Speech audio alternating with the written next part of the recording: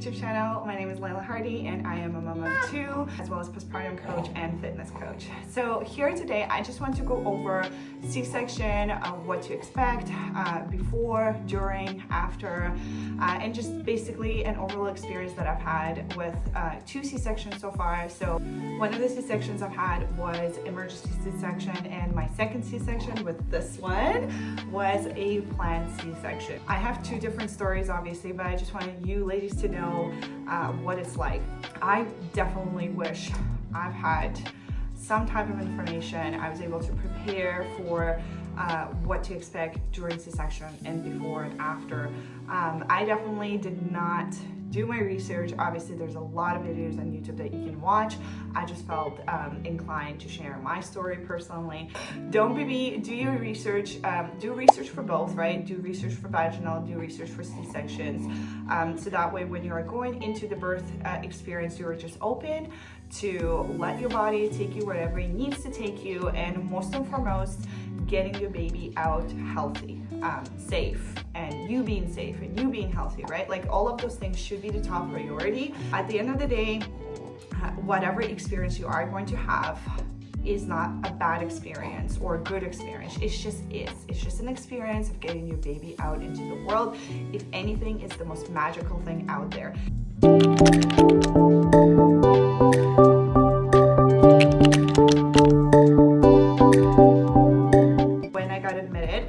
I asked for epidural right away. I got my epidural in. What it does, it goes into your spine and it freezes you from under your chest down, okay? So you don't feel anything in your legs. Overall, it just feels like someone, like an elephant is sitting on your legs. Like your legs are so heavy, there's no way you can lift them up.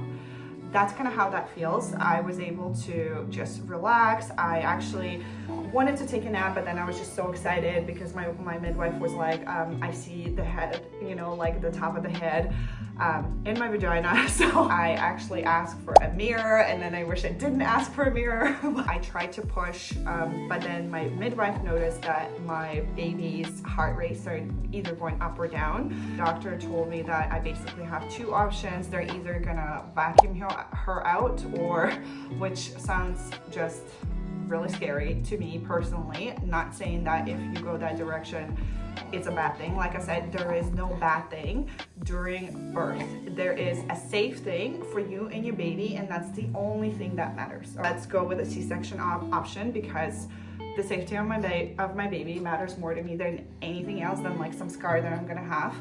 A quick disclaimer I want to say is that your partner does not come just for the first part. So the preparation part, where everything is very sterilized, your partner is not allowed to come, because the nurses and the assistant, they're really nice. They try to make you as comfortable as possible. They talk you through every single thing that they're doing. Your partner will come in just right before they're right about to, you know, cut and get the baby out.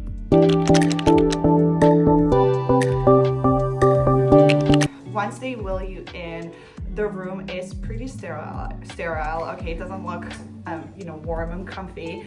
It looks like a surgical operating room, which could freak some people out, and it certainly did freak me out at first. But I was so exhausted from being in labor for, I would say, over 10 hours. I was so exhausted. They put obviously everything around you so you don't see the surgery, right, happening. Obviously no one wants to see that. I certainly didn't. They do put your arms out like this, like you're really spread out, and they do tie your arms. When they were cutting me open, you do feel a lot of pressure. You just feel pressure, okay? You don't feel pain. It does feel a little bit uncomfortable. And then afterwards, I was puking. And I was puking because of anesthesia medication. I do expect to kind of shake a little bit after and feel, you know, hot and then cold. It is because of, again, medication and also adrenaline rush, right? Like there's all these different things that kind of happen afterwards. Like you feel a lot of feelings. I personally ended up just passing out. I passed out and I could not wake myself up, even if I tried like as hard as I could. They did my husband did tell me what happened afterwards. Like, they just kind of brought me onto another stretcher bed, and then they wheeled me into the recovery room. When I got pregnant with my second, I decided to do a planned C-section. Now that was a whole different experience. All you do is you schedule a C-section date. You basically get this like medically graded soap. You get to clean yourself and prepare yourself the night before. You stop eating at a certain point. You stop drinking water at a certain point. Like, you are getting ready for a surgery. So I came in and I basically napped because there was a lot of emergency C-sections happening. So even though my scheduled C-section was at a certain time, I didn't get to the actual surgery until hours later. This time around, because I did not had an epidural beforehand, they ended up injecting me with it. I believe they just ended up injecting me with like a freezing solution instead of the epidural. After they injected me in the back of my spine, so you would feel like a very tingly sensation. It will burn for like, I don't know, like a second, but you feel fine after. But you do feel a lot of pressure in your spine for a second as well. Afterwards, they lay you down, tie your hands, all of that. They put that thingy in front of you so you can't see anything, and then you start to feel very, very numb, very heavy in your legs, and you pretty much don't feel anything at all. They will poke you with like a tiny little needle, but just to make sure you don't feel anything, right? Because obviously if you can feel a needle being poked into you, then you will feel everything else, and they don't want that. And they prep the room, and when it's time to start to cut, then they will ask your husband, your parent, whoever is in the room with you that came in to support you will come in, and they will hold your hand, they'll talk to you. My husband was very nice. He was just helping me kind of get through it because I was, like, again, hysterically crying. I just couldn't help myself. I'm very, very, very emotional during these times, as you know, one should. And yeah, and everything was fine with her. They just like brought her in the low corner. They checked everything to make sure she's okay. And then they brought her onto me. They put her on my cheek. We took some pictures, some videos. I was able to give her a little kiss. And then they wheeled us into the recovery room, and I just started breastfeeding her right there and then.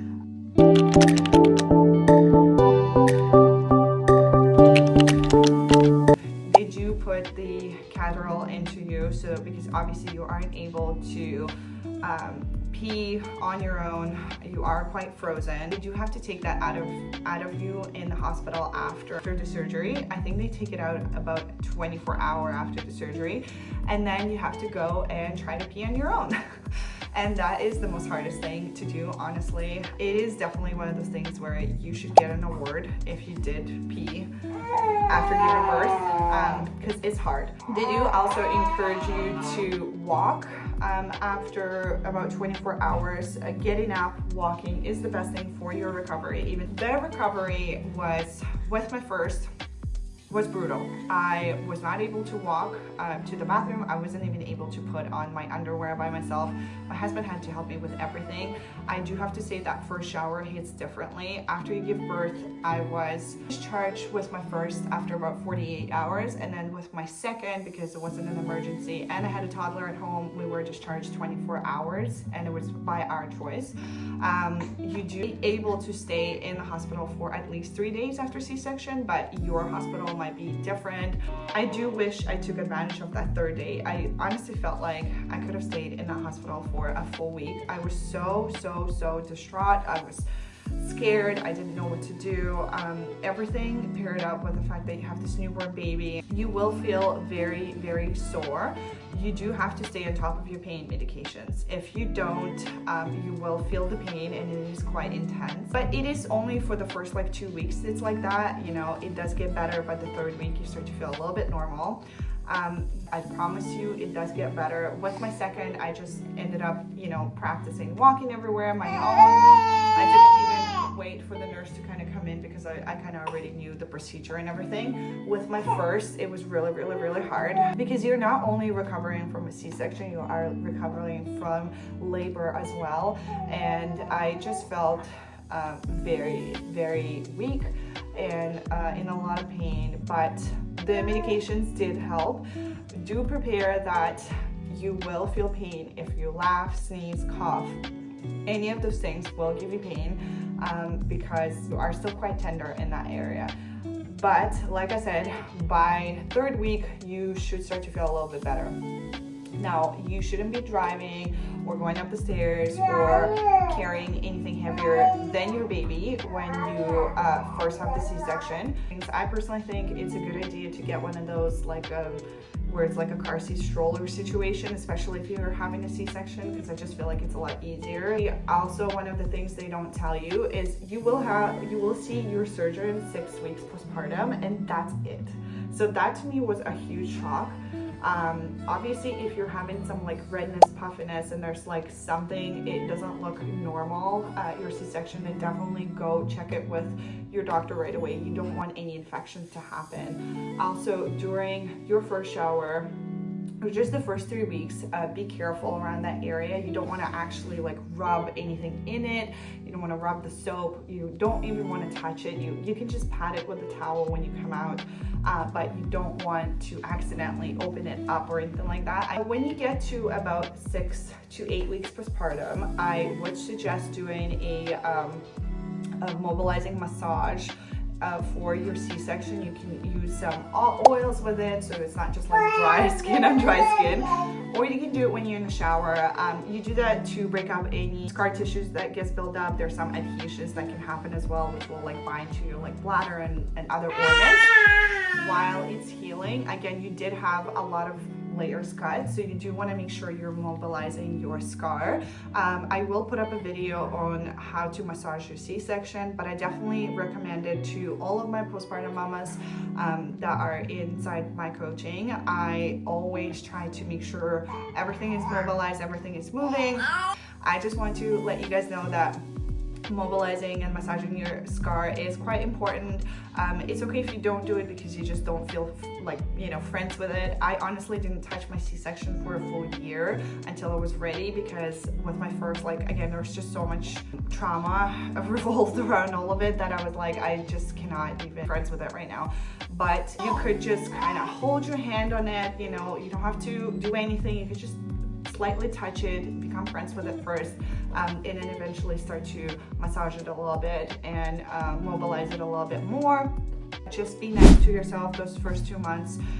You just had a baby. There is no rush to get back into anything at all. Enjoy these precious moments with your newborn and then your baby, because honestly, it goes by so fast. My first she is 3 now, so those times where I was stressing about how I looked, I could have definitely spent a lot more time with her. That's kind of it for this video. If you guys have any more questions, let me know, and I would love to elaborate a little bit more. But I also want to hear about your birth experience. So if you had a C-section or a vaginal birth, let me know in the comments below, and I would love to hear your experience. Bye!